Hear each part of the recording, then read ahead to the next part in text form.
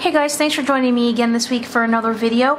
In today's video, I'm going to be showing you some comparisons between the Dr. P.H. Martin's Bleed Proof White ink, the Copic ink, a Sakura Jelly Roll, and a Prismacolor white pencil to see out of these four which is the best brand to use for those white highlights in your illustrations and pretty much any artwork or any kind of illustration or whatnot that you would like to do.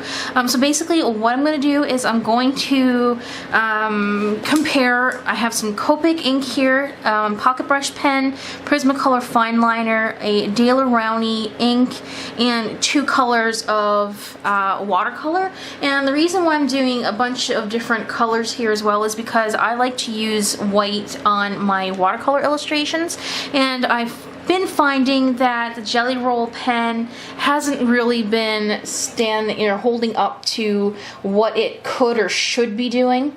I'm just trying to focus in on something here. There we go, that's a little better. So I'm going to basically start off with these two first, and I'm going to show you, I'm just going to draw a line straight down here to show you guys how these work over these types of mediums. So the white I can't speak today, apparently. The Prismacolor Premier White on all of these materials. So the Copic and the pocket brush pen, Prismacolor fine liner, Daler-Rowney. Let's see, that's not really being very clear there, is it?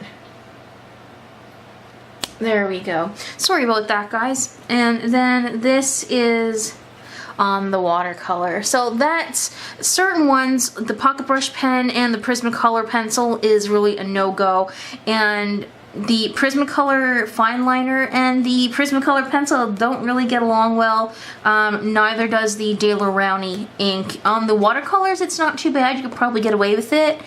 Even on the Copic, even when you push hard, it doesn't really cover very well. So that is the Prismacolor Premier White color pencil. The next thing that I typically use is this Jelly Roll, and I have been fighting with this so much lately.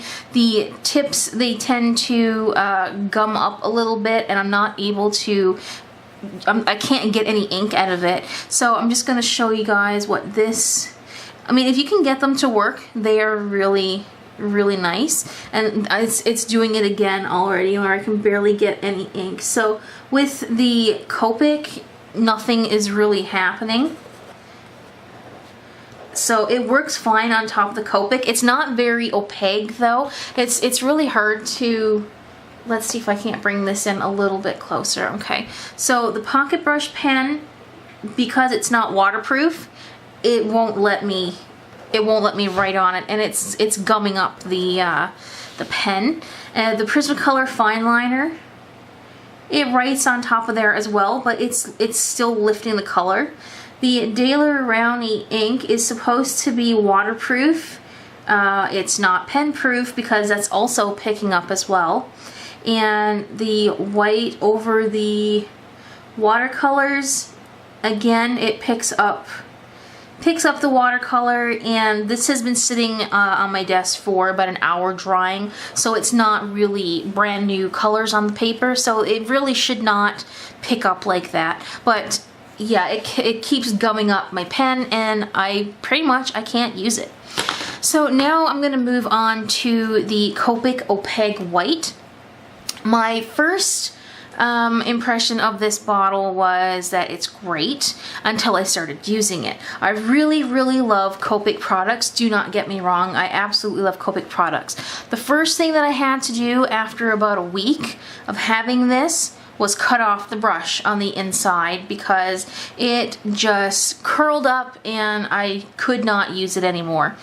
The second beef I have with this is that this ink is very thick, and you can't get anything in there to get it out. So my thoughts were that I should go and get a container and just break the bottle. That's the point where I'm at right now, because I can't get the paint or the ink or whatever this is supposed to be out of the bottle. So I'm just gonna do the exact same thing. Like with this small paintbrush, I can get it out, and these paintbrushes are not gonna be any good, I can already tell.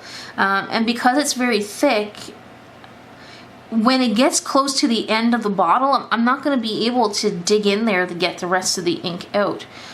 So this is the Copic. And this goes on very, very nice. Like, I really do love the ink. I hate the bottle. Or the paint. I'm not honestly really sure what this is. I should have did some research before I actually started making the video. As you can tell, this is going on really nice. It's even going over the Daler Rowney, and it's not picking up the color. It's going over the watercolor, and it's not picking up the color.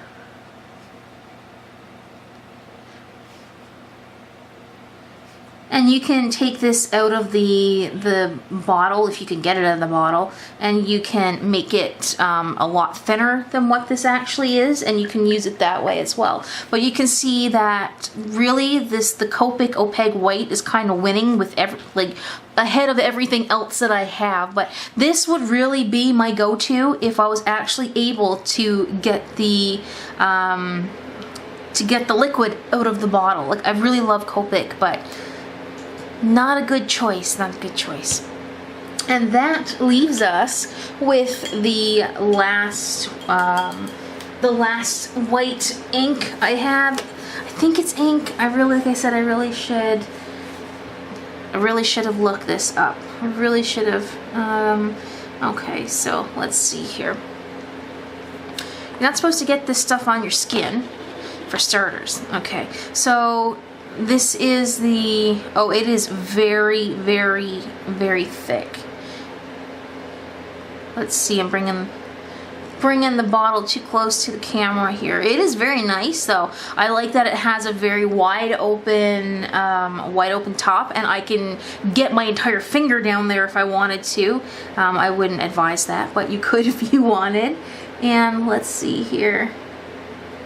And I'm just gonna draw a line down through everything.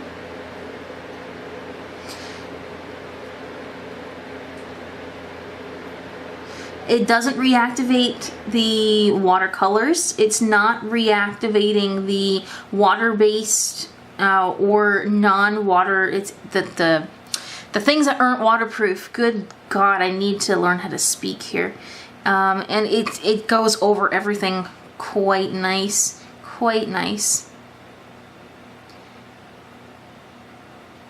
I think the Daler, not the Daler Rowney, the bleed proof white goes on slightly more opaque than the Copic, but I think they're pretty close hand in hand. The only benefit to me, like I said, is that look how wide the opening of this jar is compared to this. This is like a little whiteout bottle, if you're old enough to remember what whiteout is. I'm not sure how readily available liquid whiteout is anymore. I'm showing my age now, but I much prefer the wide open jar like that.